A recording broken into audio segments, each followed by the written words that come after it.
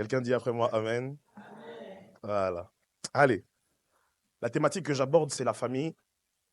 Le thème, c'est la famille, deux points, au-delà des tempêtes. Je crois que c'est très important de parler de la famille parce que il y a beaucoup de problèmes, beaucoup de divisions, beaucoup de disputes dans la famille. Et Dieu veut restaurer les familles, il veut faire du bien à la famille. Amen.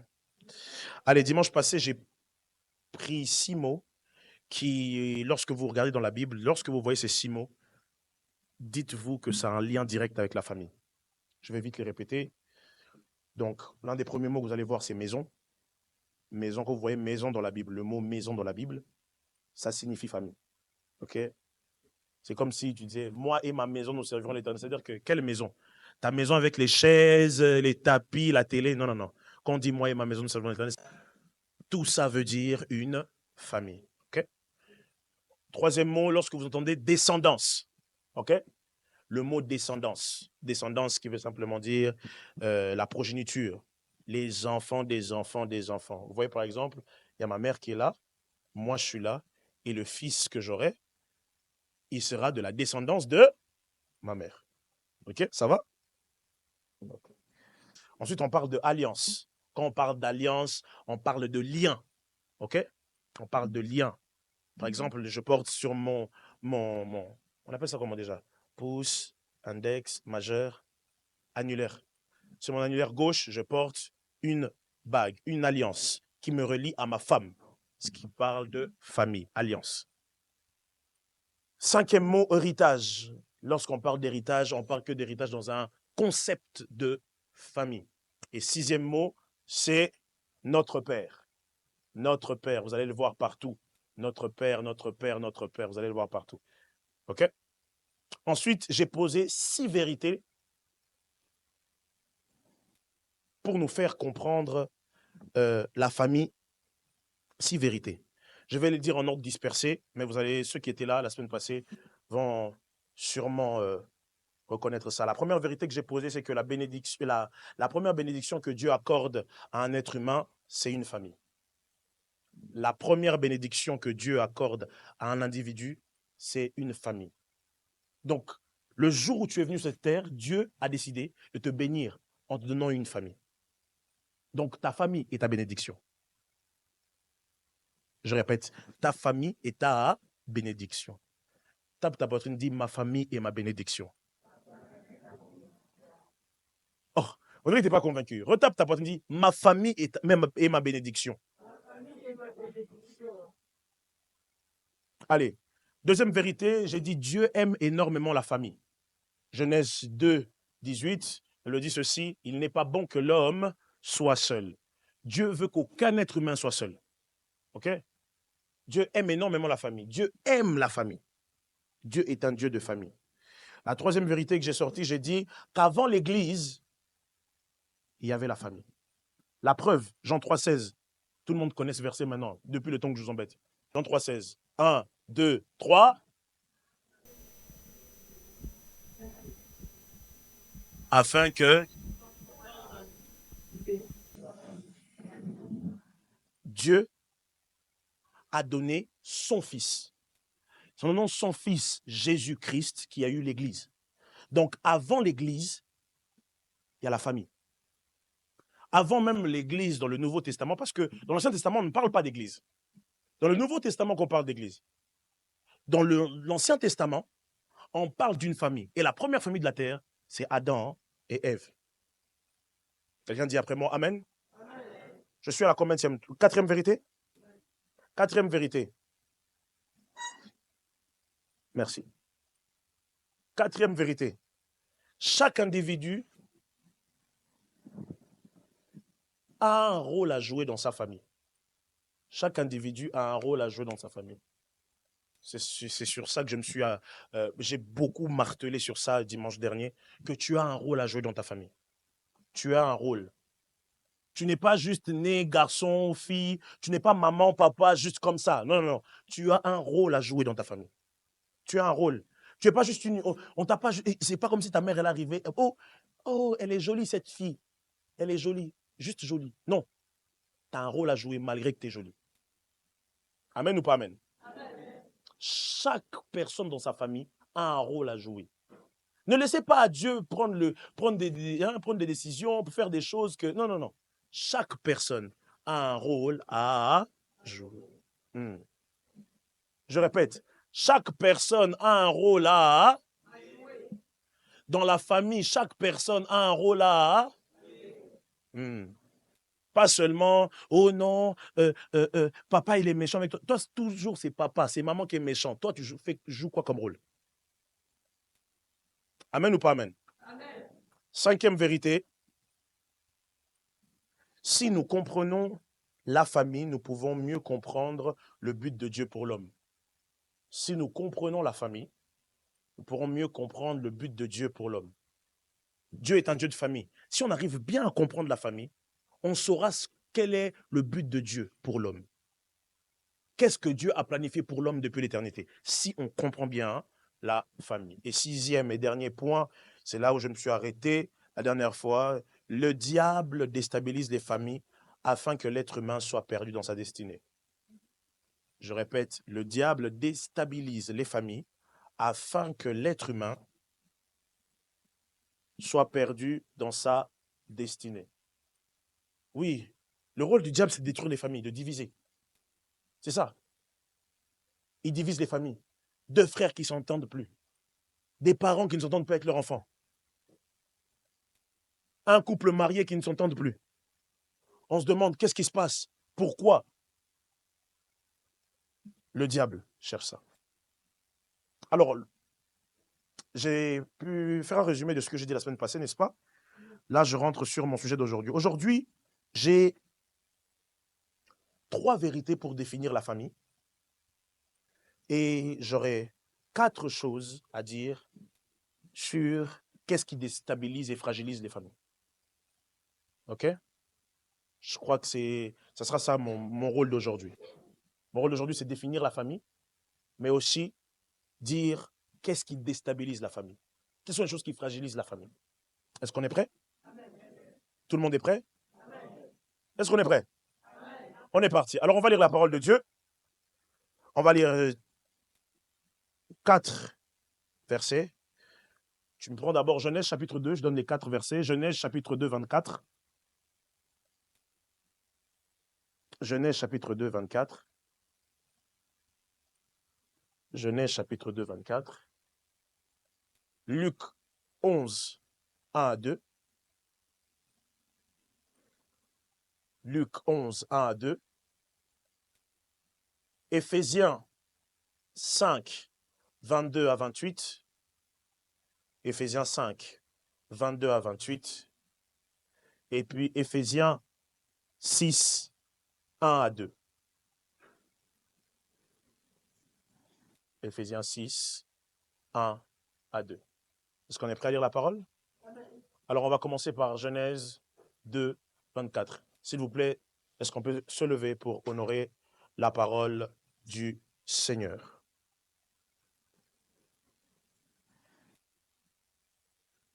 Genèse 2, 24.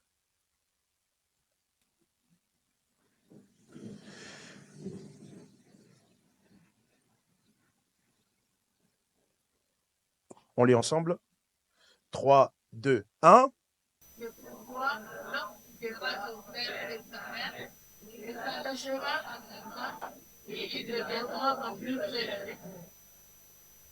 Retenez bien cette phrase, ils deviendront une seule chair. On est parti dans Luc 11. Luc 11, 1 à 2. Luc 11, 1 à 2. Luc 11, 1 à 2, on y va. 3, 2, 1.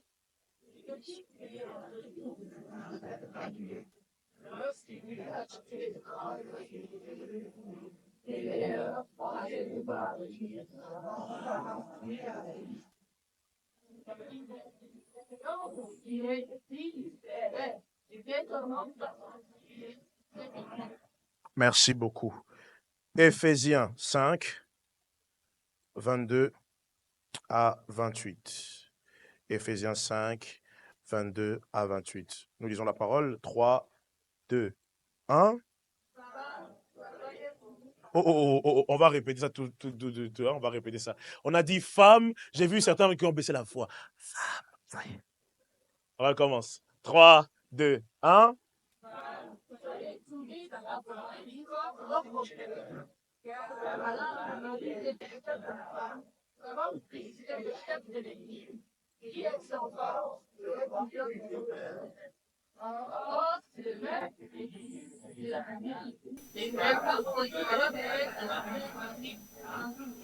25. »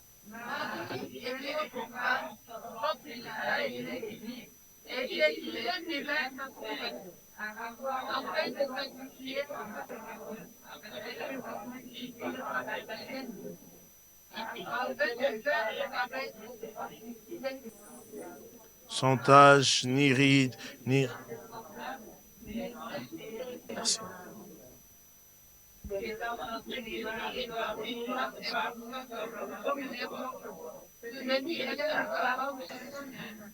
Profond. Celui qui aime sa femme, hein, s'aime lui-même. Allez, dernier verset, Éphésiens 6. Non, 1 à 4, comme ça sera bien. Éphésiens 6, 1 à 4. On peut aller 3, 2, 1.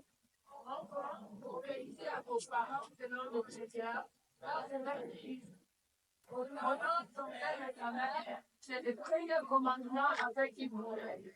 En fait, c'est encore un peu exclusif pour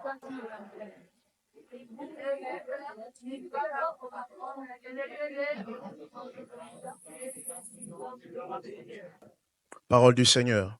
Est-ce qu'on peut acclamer le Seigneur et on peut se rasseoir?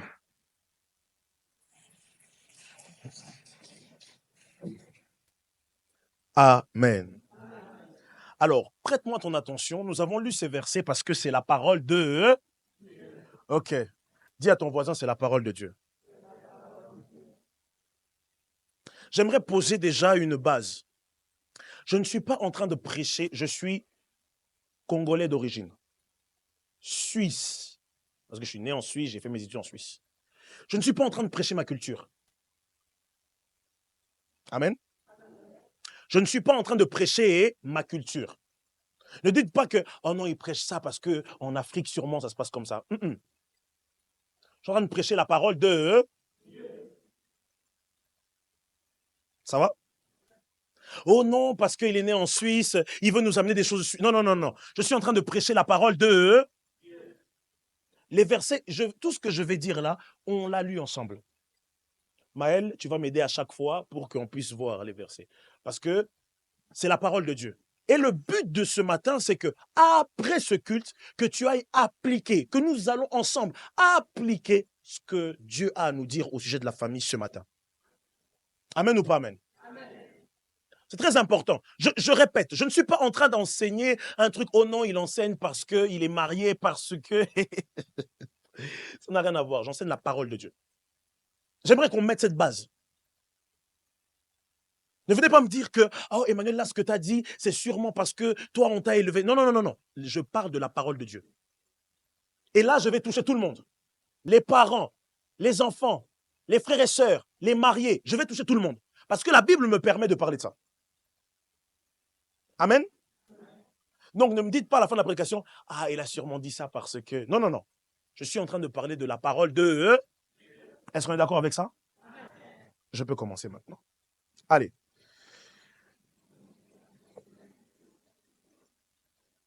Comme j'ai dit, c'est que je veux établir quelques vérités. Comment la Bible... Comment la Bible définit la famille? J'ai trois phrases, c'est 3 petites phrases, mais dans ces 3 petites phrases, on pourra tirer certaines conclusions. Ne vous en faites pas, je donnerai des phrases, je donnerai des choses, et puis je rajouterai encore des versets pour essayer de mettre de la lumière dans ce que nous sommes en train de partager ensemble. Alors la première phrase que j'ai trouvé bon à pouvoir partager avec nous pour définir la famille, c'est celle-ci. Une famille, c'est plusieurs individus formant une seule unité. Une famille, c'est plusieurs individus formant une seule unité. Aujourd'hui, je vais faire beaucoup d'exemples didactiques parce que j'aimerais qu'on comprenne ça. OK? Esther, viens, s'il te plaît. OK? J'aimerais qu'on puisse comprendre ça. C'est ma petite sœur, OK? C'est ma petite sœur. Si on enlève les lunettes là, on dirait des jumeaux. On essaye? Allez, vas-y, pour le plaisir. Allez, 3, 2, 1. Quand vous nous regardez là, on dirait des jumeaux. Même tête. Bon, tu peux mettre. OK? C'est ma sœur. Là, on est combien de personnes? Quand on parle de deux, on parle déjà de plusieurs. Mais moi, je m'appelle Emmanuel Komba et toi, tu t'appelles? Esther Komba. OK. C'est plusieurs personnes, mais quand on est ensemble, on fait une unité. Moi, je suis un homme, elle, c'est une femme. Mais lorsqu'on est ensemble, on ne regarde pas ni homme ni femme. On regarde seulement le fait que nous sommes de la même famille. C'est clair jusqu'ici. Et lorsqu'on veut, on est ensemble ici et que, par exemple, quelqu'un m'appelle, par exemple, Komba. Nos deux vies, on va se retourner. Parce que le nom Komba que je porte, elle porte aussi ce nom. OK? C'est plusieurs personnes, mais lorsqu'il s'agit de la famille, c'est une seule unité. Mais pourtant, c'est plusieurs personnes. C'est pas parce que c'est une seule unité qu'on a le même caractère. Non, non, non. Par exemple, moi, je suis très extraverti de temps en temps. Elle est très introvertie. Moi, je suis quelqu'un, par exemple, j'aime bien aborder, je peux parler et tout. Elle, c'est un peu... Non. Moi, je peux sociabiliser. Vraiment, en plus, je travaille dans le social, donc je peux parler, je sociabilise bien. Elle a un quota de sociabilité. Ça veut dire qu'elle, elle peut... Elle parle, et puis à un moment, elle dit, OK, j'ai un peu trop parlé, c'est bon, les êtres humains me saoulent. Voilà, allez là-bas, laissez-moi tranquille. Elle est comme ça. Mais moi, je peux parler. Ça ne va pas me déranger. Mais, malgré cette différence, quand on est à côté et qu'on dit Esther Komba, merci, une seule famille. Et ça, c'est quelque chose qu'on doit comprendre. Vous n'aurez pas toujours les mêmes avis sur tout. Vous n'aurez pas toujours le même comportement devant toutes les décisions. Mais vous êtes une seule famille. J'ouvre une parenthèse parce que j'ai oublié de remettre cette base. C'est que je ne suis pas en train seulement de parler de la famille biologique. Je parle de la famille spirituelle que nous sommes, mais je parle aussi de cette famille que tu as quand tu n'es pas à l'église, quand tu n'es pas à la maison. La famille que tu as au travail. Oui, les collègues que tu vois tous les jours, c'est aussi une famille. Les collègues de classe que tu vois pendant tous les jours, c'est aussi une famille. Ça, c'est aussi une famille. Je referme et je reviens.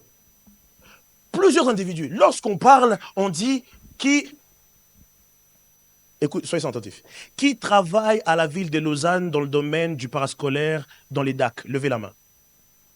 Regardez bien dans la salle. Vous avez vu quelqu'un qui a levé la main? Ça, c'est une famille. Vous voyez? C'est dans le travail. C'est ma collègue dans le travail. C'est une famille. Ce qui veut dire que on ne sera pas toujours d'accord sur tout. Elle, par exemple, elle est là. Elle, des fois, elle n'aime pas qu'on la dérange. Elle peut être là, elle met son casque, ses écouteurs, elle n'aime pas qu'on dérange. Mais moi, quand j'arrive, ma présence se fait remarquer. Quand j'arrive, des fois, on dit « Ah, mais monsieur, vous n'étiez pas là, vous nous avez manqué. » Ouais. Moi, quand je suis là, je me fais remarquer. Mais quand elle est là, elle est calme. Mais par rapport à notre travail, nous sommes une seule unité, une seule entité. Il faut accepter les différences. Il faut accepter les... Deuxième phrase que je trouve, que j'ai trouvé bien pour définir la famille, c'est « Malgré leurs différences, ils vivent ensemble dans l'harmonie. » Malgré leurs différences, ils vivent ensemble dans l'harmonie. C'est important. C'est important. J'aimerais vous rappeler ça. Je sais que vous avez déjà... Je sais. Il y a toujours quelqu'un dans la famille. Lui, c'est le bagarreur de la famille. C'est-à-dire que dans tous les frères, dans tous les cousins, dans tout, vous savez que lui, il ne faut pas le chercher. Lui, c'est quelqu'un qui se bat. Limite, si vous arrivez la nuit et que quelqu'un se présente devant vous, c'est lui qui va sortir en premier pour se battre. Mais dans la famille, vous avez aussi ce genre de personnes qui, eux, sont tellement calmes que lorsqu'il y a trop de gens, ils se retirent, ils vont dans la chambre. Et ils ne parlent pas beaucoup. Ça va, t'as mangé? Oui, oui, oui, j'ai mangé, merci beaucoup. Très poli, ils ne parlent pas. Mais dans la famille, vous avez aussi ce genre de personnes.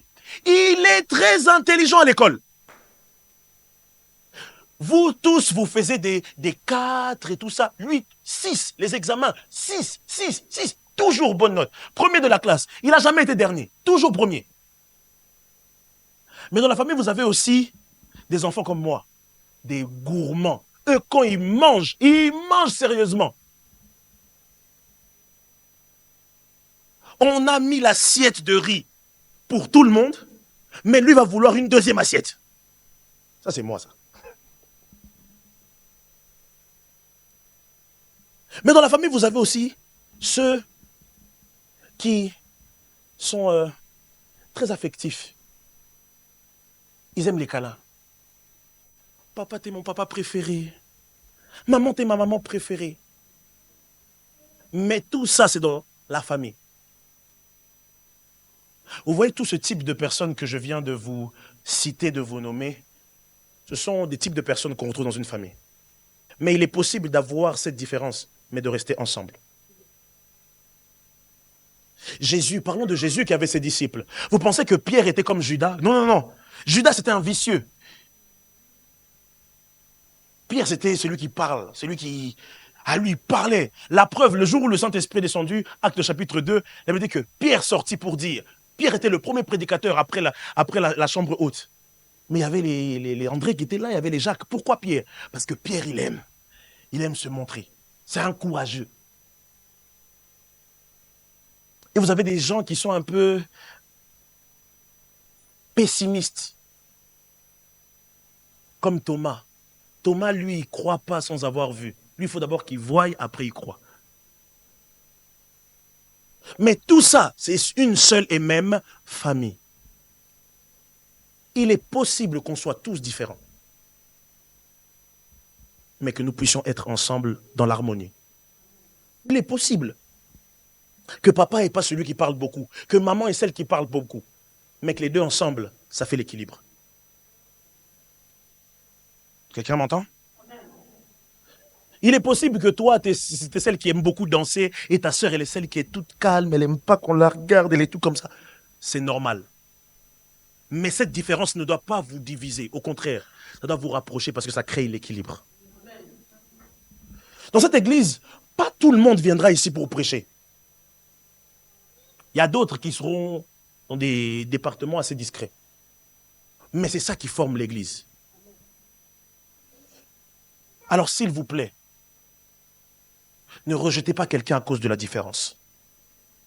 Je le répète, ne rejetez pas quelqu'un à cause de la... Troisième et dernier point, dernière phrase que j'ai trouvée que bon pour définir la famille. Cette phrase dit ceci: chacun y trouve sa place selon son rôle et sa personnalité. Je répète, chacun y trouve sa place selon son rôle et sa personnalité. Chacun trouve sa place dans la famille. Chacun trouve sa place. Chacun. C'est comme quand vous allez en famille, au restaurant. Papa, maman, les enfants. Tout le monde, quand on arrive, on va manger où? La table ici. Tout le monde trouve sa place. Et il fait quoi? Il s'assoit. C'est comme ça dans une famille. Tout le monde, à un moment donné, trouve sa place. Oh, même celui qui mange trop, il a sa place. Il y a des personnes, des enfants aussi dans la famille, eux, ils dorment. Ils aiment dormir, ils dorment. Mais lui aussi, dans la famille, il a quoi? Il a sa place. Oh, celui qui, c'est la brute de la famille, lui, il aime se battre. Lui, c'est Mike Tyson. Lui aussi, dans la famille, il a quoi? Sa place. Oh non, il y a aussi des enfants qui tombent souvent malades. Hein? Lui, c'est l'enfant qui tombe souvent malade. Même lui qui tombe souvent malade, il a sa place. Celui qui aime trop parler. Moi, j'étais ce genre d'enfant quand j'étais petit, mais j'ai changé depuis que j'ai grandi. Quand tu entends les conversations des adultes, tu vas rapporter. J'étais ce genre d'enfant, mais j'ai changé, hein. Dieu m'a changé, amen ou pas amen? Dans ma langue maternelle, on dit songi songi. Ouais. Moi, rapporteur, t'étais là, t'écoutes. Maman, tu sais, la dernière fois en plus. Et moi, c'était vraiment souvent comme ça. Ça veut dire que maman, elle a parlé des trucs. Et puis moi, je vais dire, hé. Je lui ai trop fait honte. Hein. Mais même cet enfant-là qui parle trop, il a sa place dans la famille.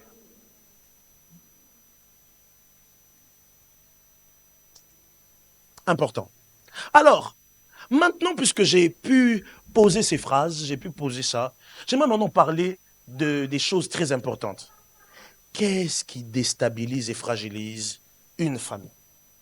Parce que c'est bien de savoir que tout le monde a sa place. Mais il y a des choses qui déstabilisent la famille. Et je sais qu'il y a plusieurs familles ici.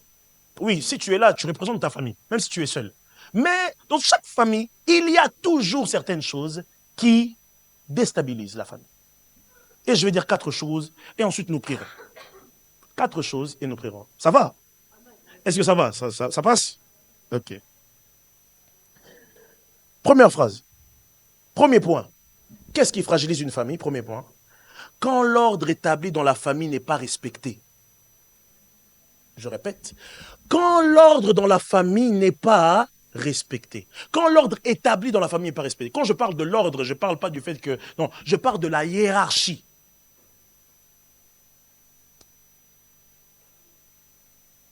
Éphésiens 5, 22, s'il te plaît. C'est la parole qui dit. La parole dit quoi? Premier verset. Femmes, soyez soumises. On continue? Non seulement femmes, soyez soumises. La Bible dit quoi? Oh! Oh, oh, oh, oh, oh. Je vais te mettre la pression, hein? Vas-y. Femmes, soyez soumises comme au Seigneur. Ok. Avance.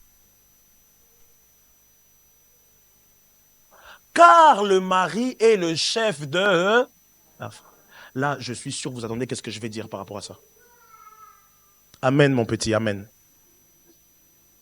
Là, je suis sûr que tout le monde attend. Emmanuel, il va dire quoi, là? Vous en faites pas besoin de faire les féministes, vous en faites pas, tout va bien. Tranquille, on va aller doucement, tout va bien. Car le mari est le chef de la femme, comme Christ est le chef de l'Église. Ok. La première chose que je vais placer, c'est que, selon la Bible, l'homme est le chef. Si tu es contre ça, tu es contre tout le reste qui vient après. Ne vous en faites pas, je vais poser les bases. Je vais poser les bases, ne vous en faites pas. Ne me lapidez pas, je suis votre frère. L'homme est le chef de la femme. Quand la Bible dit l'homme est le chef de la femme, ça ne veut pas dire que l'homme est un dictateur. Ça ne veut pas dire que l'homme doit écraser la femme. Non. La Bible dit bien, l'homme est le chef de la femme, comme Christ est le chef de quoi? De l'Église. C'est-à-dire que si l'homme, il doit être chef de la femme, il doit avoir un modèle. Et le modèle pour être le chef de la femme, c'est voir Christ en tant que chef de l'Église. J'ai une question. Christ est le chef de l'Église. Est-ce que Christ a écrasé l'Église? La Bible dit quoi? À tous ceux qui l'ont cru. C'est-à-dire que Christ même sait qu'il y a des païens. Il sait qu'il y a des païens. Mais il attend qu'ils se convertissent. Christ est un gentleman. Il est mort à la croix, malgré qu'il est mort à la croix. Malgré que... y a même des gens jusqu'à aujourd'hui qui ne croient pas en lui. Mais il est tranquille. Il dit le jour où il va accepter, je suis là. C'est ce rôle que l'homme doit jouer sur la femme. L'homme n'est pas là pour condamner. L'homme est là pour relever. Descendons, avançons, 24. Parce que sinon on va dire, de même que l'Église est soumise à Christ, les femmes doivent aussi l'être à leur mari en toutes choses. L'Église est soumise à Christ comment? En écoutant sa parole et en respectant sa volonté. Quand on parle d'être soumise, c'est pas lave-moi les pieds, débarrasse, fais ça, ceci. Après, chaque famille fait comme il veut. Mais là, je parle selon la parole. Quand on dit comme Christ, Christ a fait quoi? L'Église a fait quoi? L'Église doit tout à Christ. Sans Christ, il n'y a pas d'Église. Donc en réalité, sans l'homme, il n'y a pas de femme. Vous voyez, là, c'est votre problème. Vous êtes en train de se battre avec moi. Mais ce n'est pas moi, c'est la parole. Je sais que vous vous battez avec moi. Mais c'est pas moi. C'est quoi, hein, là pas. On lit ensemble, non? Aujourd'hui, il y aura moins d'offrandes. Descends, 25. On va arriver, n'en faites pas. 25. Marie, aimez vos femmes. En fait, c'est ça. En fait, c'est ça. C'est que il y a une collaboration entre l'homme et la femme. Pour que la femme soit soumise, il faut l'amour de Marie. Je vais répéter, vous allez comprendre. Pour que la femme soit soumise, il faut l'amour du mari. Parce que c'est le mari qui donne sa vie pour sa femme. Parce que, mais c'est ce qu'on a vu, parce que Christ a donné de sa vie pour l'Église. Donc, en réalité, si l'homme est le chef de la femme, tout ce qui doit tenir, tout ce qui doit être équilibré. Ouais, ok, j'arrive, merci Saint-Esprit. Dans la famille, s'il y a quelqu'un qui doit faire en sorte que la famille soit équilibrée, ce n'est pas la femme, c'est l'homme.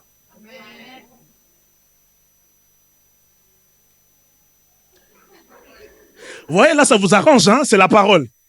Quand on va vous attaquer ici, qu'est-ce qui fait que l'Église tient? C'est parce que Christ est assis sur le trône. L'apôtre Paul compare la vie de couple à la vie de Jésus et l'Église. C'est pour ça que je disais tout à l'heure, si on sait comprendre la famille, on comprendra le but de Dieu pour l'être humain. Parce que l'homme n'est pas seulement là pour... Non, il est là pour aimer sa femme. Aimer. Romains 5, verset 8, la Bible dit quoi? Dieu prouve son amour envers nous, de ce que lorsque nous étions pécheurs, Christ est mort pour nous. L'amour de Dieu ne regarde pas la condition. Donc un homme est supposé aimer sa femme même quand elle n'est pas à la hauteur de ce qu'il est. C'est la parole de Dieu, c'est pas moi. Un homme est censé aimer sa femme, même si elle a des problèmes d'élocution, même si elle ne parle pas bien français, même si à la place de la bougie, elle dit le bougie. À la place de elle dit la volume, le volume. Mais c'est ce que Jésus fait pour nous. Nous ne sommes pas parfaits, mais nous, Christ, en mourant pour nous à la croix, chaque jour que nous marchons avec lui, nous arrivons à cette destination où la Bible dit que jour après jour, nous sommes transformés en la même image que lui. C'est-à-dire que jour après jour, nous arrivons à la perfection. Donc, l'homme est censé aimer sa femme et attendre que sa femme arrive jusqu'à la perfection. Mais la soumission est conditionnée par l'amour de l'homme. Pourquoi l'Église est soumise à Dieu? Parce que l'Église a vu l'amour que Christ a démontré à la croix. Amen ou pas amen? Ne me jetez pas la pierre encore. Nous posons les bases. Marie, aimez vos femmes comme Christ a aimé l'Église et s'est livré lui-même pour elle. Le verset 28, tu peux mettre? Verset 28. Ainsi, les maris doivent aimer leurs femmes comme leur propre corps. Celui qui aime sa femme s'aime lui-même. En fait, l'amour que nous avons vu le mois passé, le fait d'aimer, c'est la clé du changement. Le fait d'aimer, c'est la clé du changement. Dans l'amour, il y a tout. Galates 5, 22, s'il te plaît. Galates 5, 22. Parce que lorsqu'on parle de aimer, d'amour, j'aimerais qu'on comprenne ça pour que ce ne soit pas dispersé. Galates 5, 22. Dis à ton voisin l'amour. Galates 5, 22. Dis à ton voisin l'amour. Galates 5, 22, s'il te plaît, c'est à côté. Galates 5, 22. S'il te plaît, c'est à côté. C'est bon? Galates 5, 22. Merci. Mais le fruit de l'esprit, c'est l'amour, la joie, la paix, la bonté, la patience, la bonté, la bénignité, la fidélité, la douceur, la tendresse. En fait, quand l'apôtre Paul dit « Marie, aimez vos femmes », voici les qualités qu'un mari doit avoir auprès de sa femme. C'est la parole de Dieu, c'est pas moi ou. C'est la parole de Dieu. Voici les qualités. Maintenant, revenons dans Éphésiens 5, 22. Revenons dans ça. Parce que là, j'ai parlé de l'homme. L'homme est le chef de la femme. Et c'est par rapport à cet amour que la femme doit respecter l'homme. Non, pas respecter. Respecter, c'est petit. Doit être soumise à l'homme. Parce qu'un homme, quand il est patient avec toi, il est bon avec toi. De temps en temps, il dit, bon.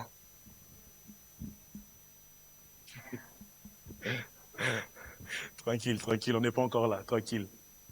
Femmes, soyez soumises. Écoutez bien. À vos maris, comme au Seigneur. Ça veut dire que madame, toi qui es dans la salle, si tu respectes le Seigneur, tu dois respecter ton mari de la même façon.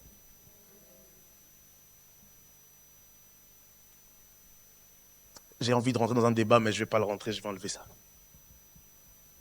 Comme au Seigneur. Ça veut dire que si au Seigneur t'arrives, tu dis, mon Seigneur, je t'adore, je te loue, je te célèbre. Tu sais complimenter le Seigneur, mais tu ne sais pas complimenter ton mari. C'est un problème. Soyez soumises comme au Seigneur. Comme au Seigneur veut aussi dire, comme j'ai l'habitude de demander à Dieu, je dois aussi demander à qui? À mon? C'est la parole du Seigneur, non? Ok.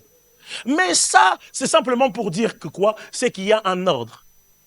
Il y a l'homme comme étant le chef de la femme. En d'autres termes, l'homme est le chef de la famille.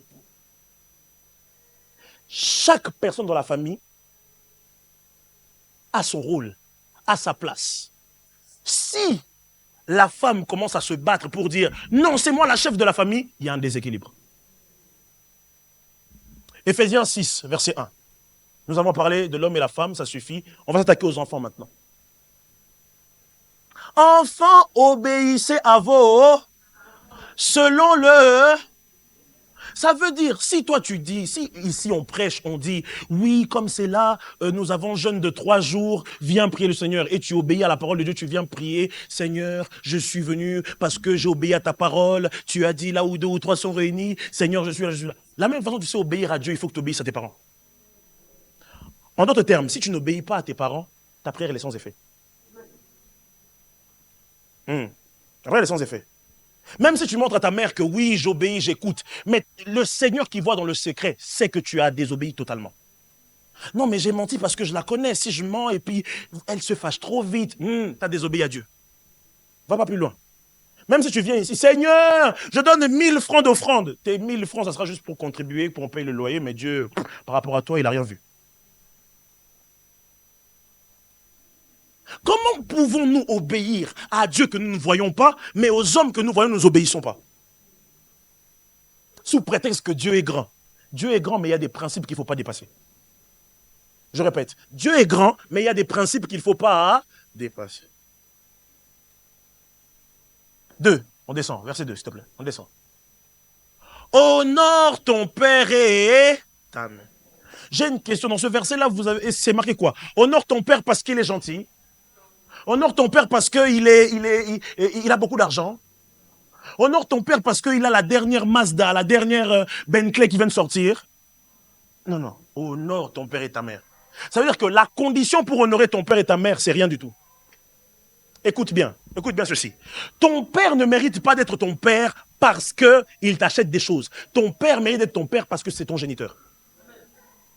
Ta mère mérite d'être respectée, aimée. Pas parce qu'elle travaille, je ne sais pas où, à la banque. Pas parce qu'elle a beaucoup... Non, non. Ta mère mérite d'être respectée. Pourquoi? Parce qu'elle t'a mis au monde.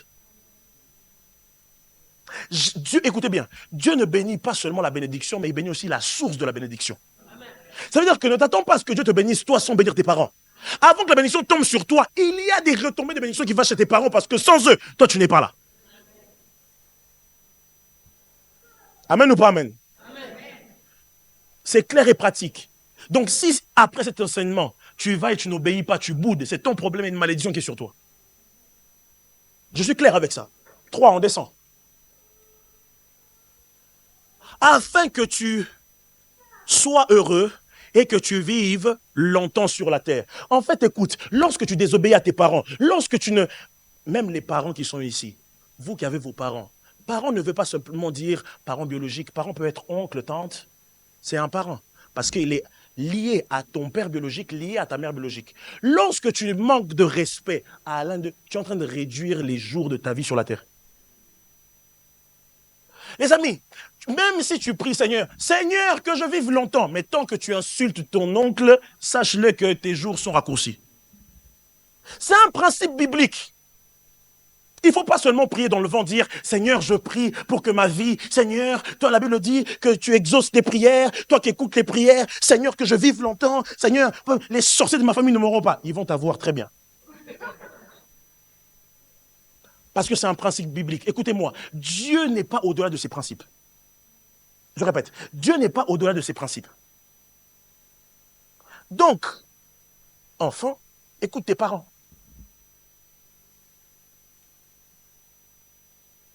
Obéis à tes parents. Reviens au verset 1, j'ai envie de fixer une vérité. Fixer une vérité, vraiment une bonne vérité ici. Enfants, obéissez à vos parents selon le... Si ta mère te dit de te prostituer, tu le fais ou pas? Parce que ce n'est pas selon le Seigneur. Si ta maman te dit, oh non, comme c'est là, va voler là-bas, tu le fais ou tu ne le fais pas? Ce n'est pas selon le Seigneur. Il faut être équilibré. On a dit selon le Seigneur. C'est pas parce que ta mère te dit, comme c'est là, va te jeter. Toi aussi tu dis, bon, la Bible dit, obéis, allez, moi aussi je me jette. Yo! Tu vas mourir direction enfer. Selon le Seigneur. Selon le Seigneur. Selon le...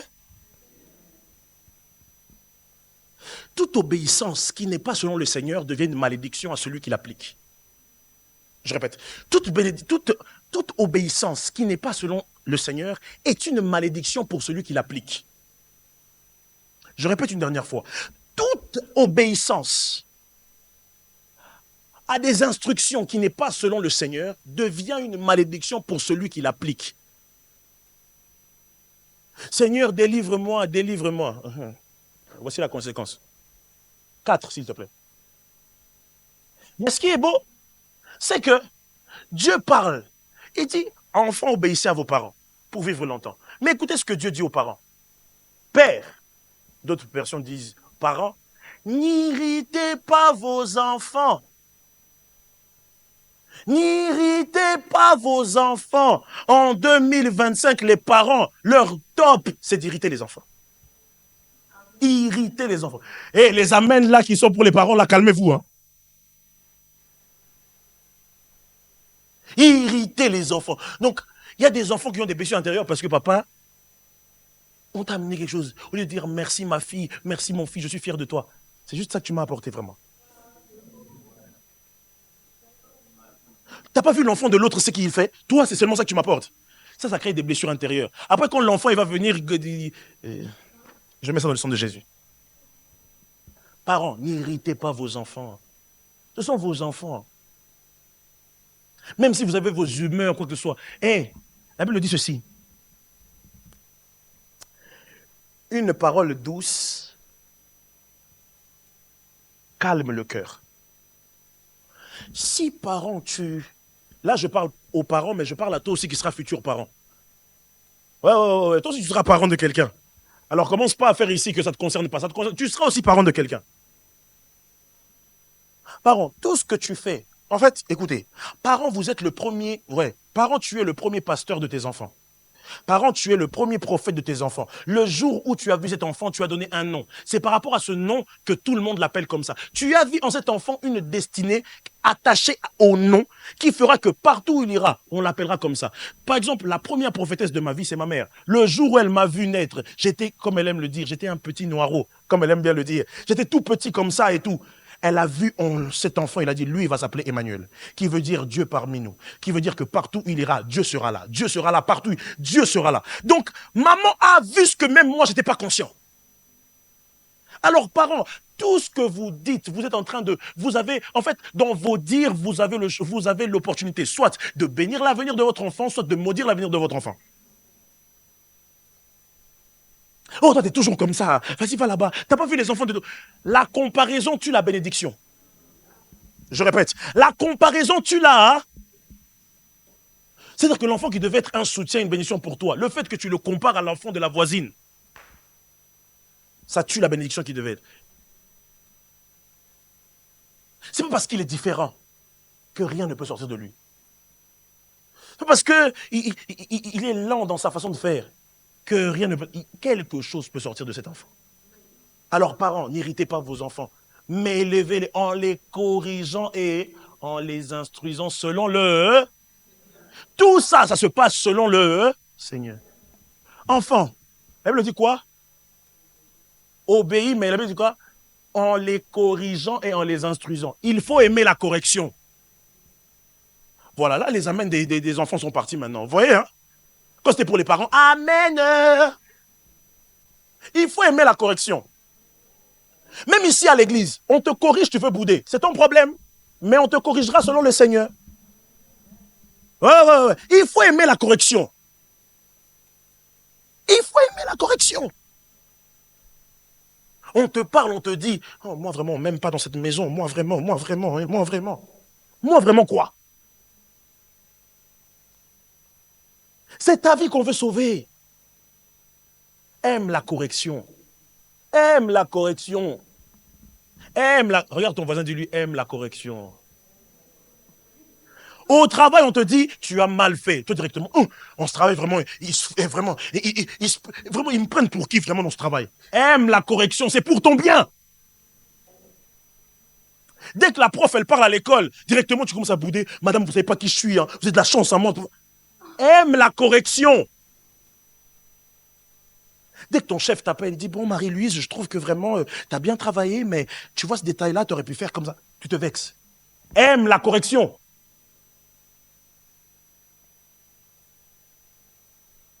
Donc, mettons maintenant les rôles bien définis. L'homme est le chef de la famille.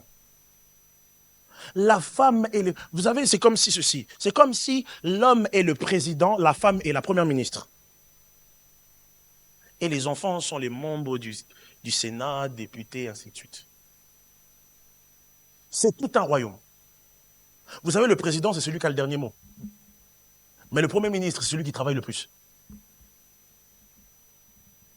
Madame, tu es celle qui travaille le plus, mais c'était sous la couverture de quelqu'un. Respecte la couverture. Respecte la couverture. L'équilibre d'une famille, c'est papa et maman ensemble. Je répète, l'équilibre d'une famille, c'est papa et maman ensemble.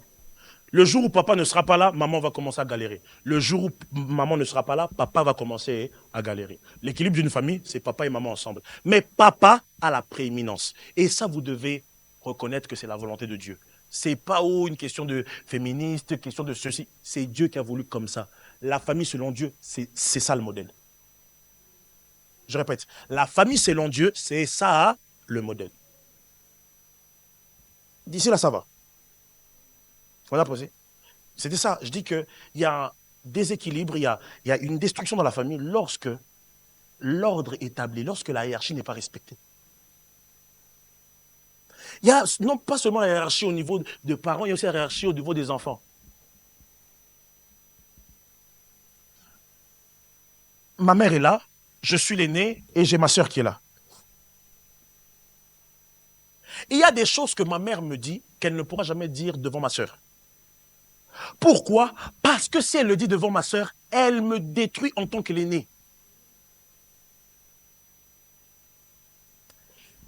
C'est comme si votre chef, son chef, l'engueule devant vous. Votre chef perd en crédibilité. Quand on doit l'engueuler, on le prend. S'il te plaît, Maxime, après, quand tu as fini, viens dans mon bureau. Viens dans mon bureau, là, ça veut dire que ça va barder. Mais pourquoi il ne le fait pas devant nous?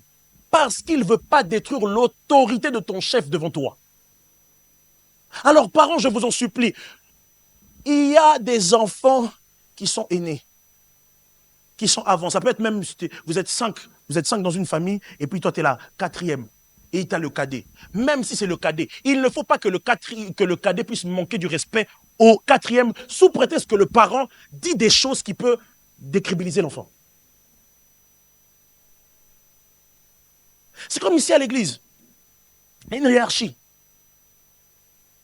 Il y a des choses que le pasteur va me dire. Il ne va pas le dire devant vous. Sinon, ça me décrédibilise. On va dire, oh, c'est pas lui qui prêche là. Oh, mais il prêche, mais comment on le traite comme ça? Et le jour où moi je commence à prêcher, on va dire, tu veux nous dire quoi? Toi déjà, quand tu es ici, le pasteur, regarde comment il te parle. Parce que ça tue la hiérarchie. Ça tue l'ordre dans la famille. Ça tue l'ordre. Chacun doit être à sa place. Est-ce que d'ici là, c'est clair? J'ai pris le temps d'expliquer pour que vous puissiez comprendre que dans la famille, selon Dieu, la famille marche comme ça. Il y a une hiérarchie. Le jour où vous voulez aller à l'encontre de cette hiérarchie, la famille se brise. Le jour où vous faites en sorte que la place de l'homme ne soit plus le chef, mais que c'est l'enfant qui devient le chef, c'est foutu. Je vais m'arrêter par là parce que il faut que j'arrête. Je dis rapidement le deuxième et puis je vais arrêter par là. Parce qu'on doit prier. Deuxième chose qui détruit, qui fragilise, qui déstabilise une famille. Quand on cherche l'égalité au lieu de l'équité. Quand on cherche l'égalité au lieu de l'équité. Je répète, ce qui tue une famille, c'est lorsqu'on cherche l'égalité au lieu de l'équité. Aïtana, tu peux venir s'il te plaît? Je cherche quelqu'un qui est grand, de taille vraiment, grand. Aujourd'hui, nos deux balaises ne sont pas là. Grand de taille, vraiment, très très grand. Samuel, viens, s'il te plaît. Ah non, Samuel, t'es grand, mais t'es pas vraiment grand. Je cherche vraiment quelqu'un de grand, quoi. Mon frère, ça te dérange de venir? Tu peux venir? Merci beaucoup. Voilà. Ah, mon frère, c'est toi que je cherchais.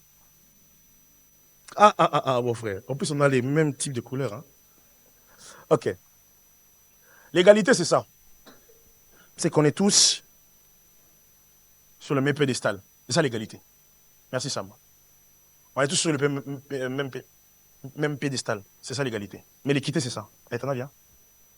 Monte. Oui, monte-le. Mon frère, viens aussi, viens à côté de moi. Attention, tombe pas. Après, on doit appeler l'ambulance. Reste là, reste là. Non, monte pas. Reste là. Viens. On y arrive. Bon, presque. Ça, c'est l'équité. Je descends un peu. Ouais, descends. Non, moi, tapé.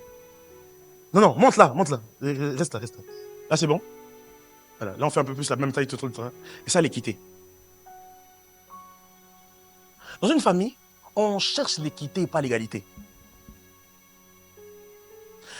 Parce que, descends. Parce que si on cherche l'égalité, l'un va voir ce que l'autre ne voit pas. Lorsqu'on cherche l'égalité, ça veut dire que si lui, il a eu 500 balles, elle aussi, elle veut, moi aussi, il faut me donner, moi aussi, il faut me donner 500 balles. Non! Quand on parle d'équité, ça veut dire qu'on donne à chacun selon son besoin. Remets-toi là, piédestal. Oui, là, c'est l'égalité. C'est ça qu'on cherche. Pour elle, on a besoin d'un petit escabeau. Elle en a besoin. Pour moi, j'ai besoin des talents de ma femme. Ça fait équité et pas égalité. C'est ça que Dieu veut pour la famille.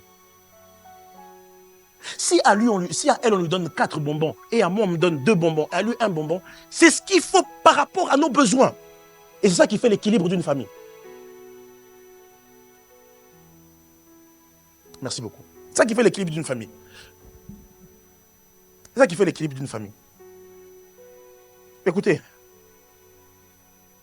j'aimerais juste prendre un verset, je vais le lire pour vous, ne vous en faites pas, je donne la référence.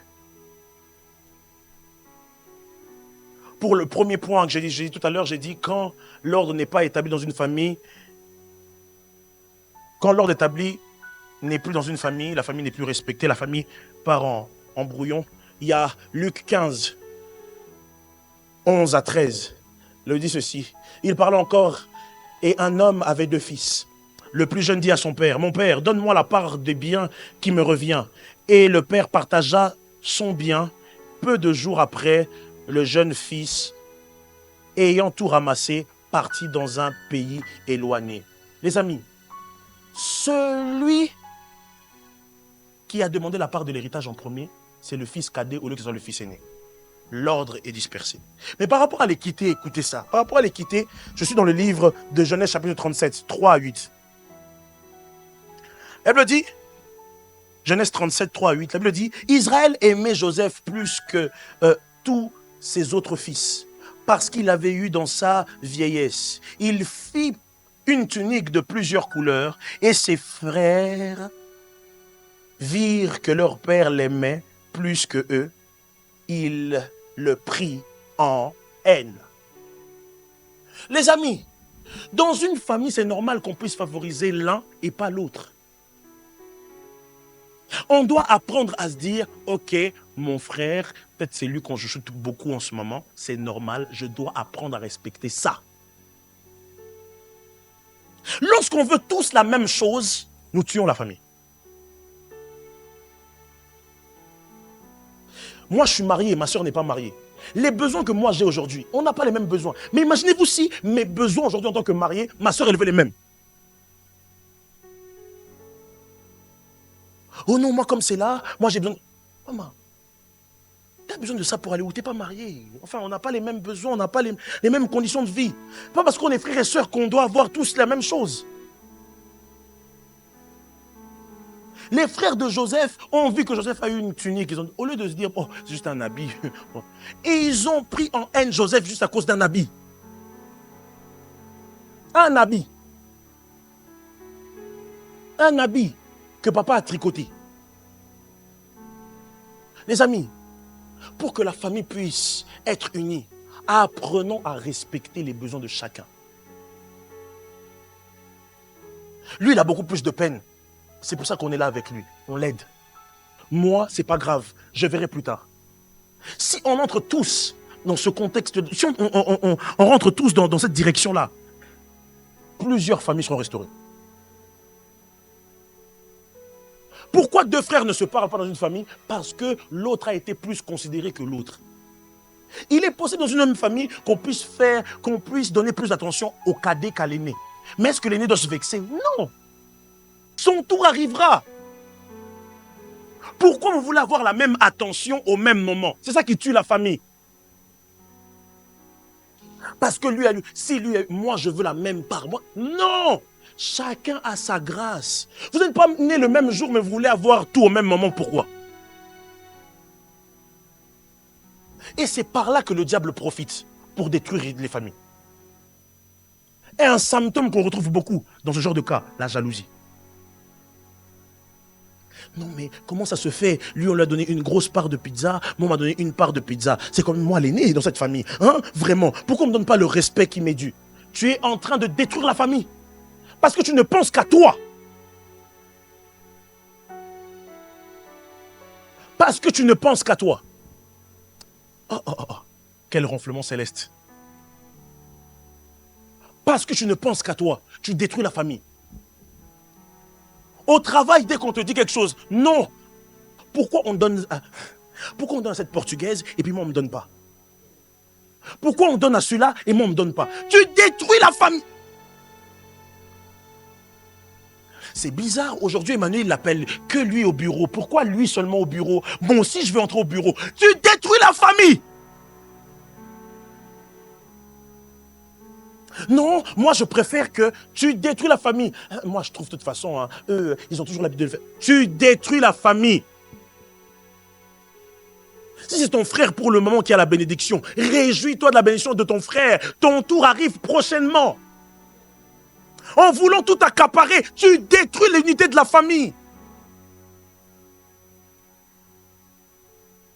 Oh non, pourquoi? C'est toujours à lui. Moi, mon anniversaire, on me donne que de l'argent. Lui, à son anniversaire, on lui offre des billets, on lui offre des bons cadeaux. C'est sa grâce, c'est son moment. Laisse-lui profiter, laisse profiter. Ton tour va arriver. Si tu jalouses trop ton frère, tu risques de tuer la famille, de détruire la famille. Le diable passera, vous savez, je vais vous dire la vérité, le diable ne passera pas par des sauterelles, par des mouches pour tuer la famille. Il passera par un des frères de la famille pour tuer la famille. Parents, fais gaffe, toi aussi tu peux être un agent qui peut tuer ta famille. Maman, toi aussi fais attention à toi. Tu peux être un agent, tu peux tuer ta propre famille. La Bible rajoute même pour les femmes. La femme sage bâtit sa maison. Femme de valeur, elle bâtit sa maison. Maman, toi tu ne bâtis pas. Toi tu bâtis en intermittence. Un jour tu es là, oui. Après tu prends le téléphone. Allô, hein, tu sais, hein, allô. Tu détruis ta famille.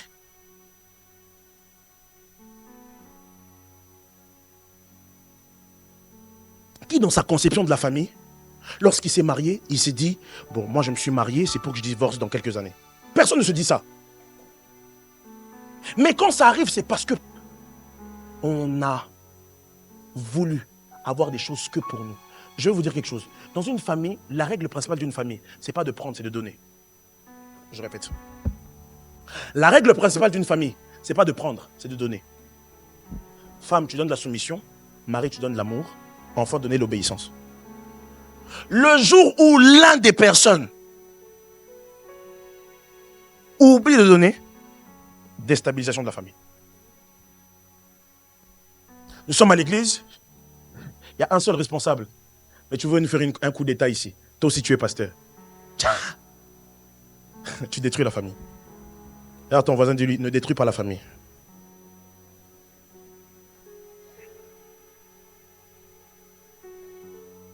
Troisième point, qu'est-ce qui déstabilise et fragilise une famille? Quand l'orgueil prend le dessus au lieu de l'humilité. Quand l'orgueil prend le dessus au-dessus. Quand l'orgueil prend le dessus au lieu de l'humilité. Ça tue la famille. Ça tue la famille. Et là, je suis dans Genèse 4, 3 à 6. Au bout de quelque temps, Caïn fit à l'Éternel une offrande des fruits de la terre. Abel, de son côté, fit une de ses premiers-nés de son troupeau et de leur graisse. L'Éternel porta un regard favorable sur Abel et son offrande, mais il ne porta pas un regard favorable sur Caïn et son offrande. Caïn fut irrité et son visage fut abattu.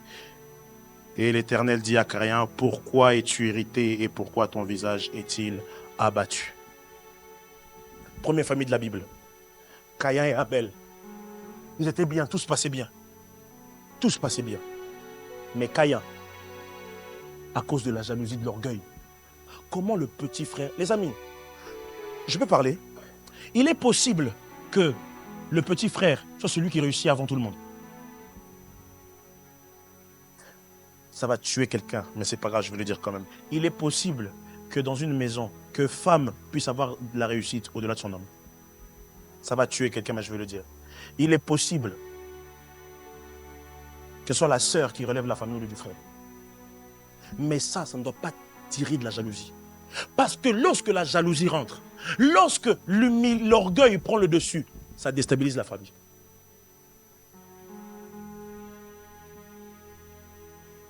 Sois humble. Il y a des grâces qui ne viennent que par l'humilité. Je répète, il y a des grâces qui ne viennent que par l'humilité. Papa, tu engueules maman pour aucune raison, juste parce que c'est moi l'homme. Ah, heureusement que Dieu résiste aux orgueilleux. De la même façon que tu fais sourire cette femme, tu vas tomber. Oh non, moi mes parents, toi, enfant, tu fais sourire tes parents. T'inquiète pas, ton tour arrivera. La même façon dont tu fais souffrir tes parents, on te fera souffrir par tes propres enfants. Elle me dit que tout ce qu'un homme sème, il récoltera un jour. Toi, tu veux diviser la famille, mais je t'attends que ta famille à toi soit unie. Attends que ton tour arrive. Attends que ton tour arrive. Au lieu que d'être un sujet d'adoration pour les parents, tu deviens un sujet d'intercession. Il prie, il dit, Seigneur, aide-moi pour ma fille, vraiment, aide-moi, j'en peux plus. Juste pour ton orgueil. Moi, c'est moi, j'aime pas ça, j'aime pas ça. Tu vas tomber, tu verras. Je pars de la part du Seigneur. Rectifie le tir, sinon tu vas tomber. Peut-être pas maintenant, donnons-nous du temps. Tu vas tomber très vite, mais rectifie-toi maintenant. L'humilité précède la gloire. La gloire que tu vas avoir plus tard doit être motivée de l'humilité que tu as aujourd'hui. L'orgueil que tu manifestes même ici à l'église, tu verras. Ton tour va arriver. Ton tour va arriver. Au travail, tu montres que c'est toi Superman, Superwoman. Attends, Tu vas faire en sorte que ton chef parte. Ils vont te mettre un chef tellement... Tu verras. Ton professeur, tu le vois comme du n'importe quoi. Évolue, tu verras, tu vas tomber sur un prof. Dès qu'il y a un problème, exclusion. L'humilité. L'humilité. C'est ce qui s'est passé avec Caïn. Caïn, il a dit, oh, comment Abel peut être, son offrande peut être agréée par le mien? Ha! L'humilité dans ta famille. Oui, mais Emmanuel, tu me dis d'être humble, mais ma mère, tu sais pas comment elle me parle, hein? Mon frère, ma soeur, Dieu te demande l'humilité. Tu es responsable de ce que tu fais, pas de ce que les autres font pour toi. Tu es responsable de toi. Le salut est individuel. Tu es responsable de toi. Le salut est individuel. Tu es responsable de toi. Que la famille soit brisée, ok, mec, ça ne passe pas par toi.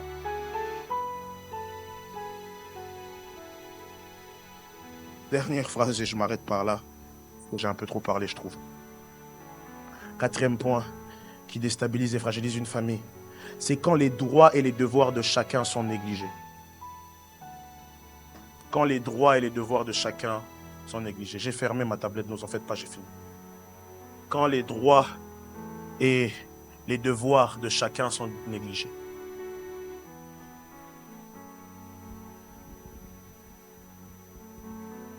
Il a l'avantage parce qu'il est l'aîné. Laissez-lui son avantage d'aîné.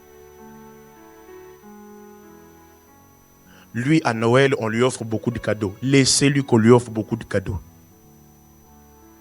Ne rentrez pas en compétition. Dernière chose que je veux dire. Prends-moi Jean 10, s'il te plaît, et je m'arrête par là. Et donc, chacun va prier pour sa famille. Chacun va vraiment prendre le temps de prier pour sa famille. Jean 10. Là, on parle du diable, ok? Lorsqu'on parle du voleur, on parle du diable. On peut lire ensemble? S'il vous plaît. 3, 2, 1.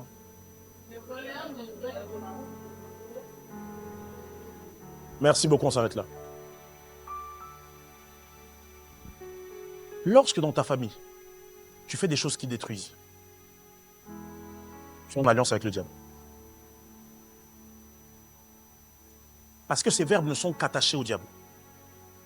Lorsque ta famille est détruite, tu es en alliance avec le diable. Il y a des gens ce matin qui doivent demander pardon à Dieu d'avoir été des pierres d'achoppement pour leur famille. Il y a des gens qui doivent demander à Dieu de restaurer leur famille.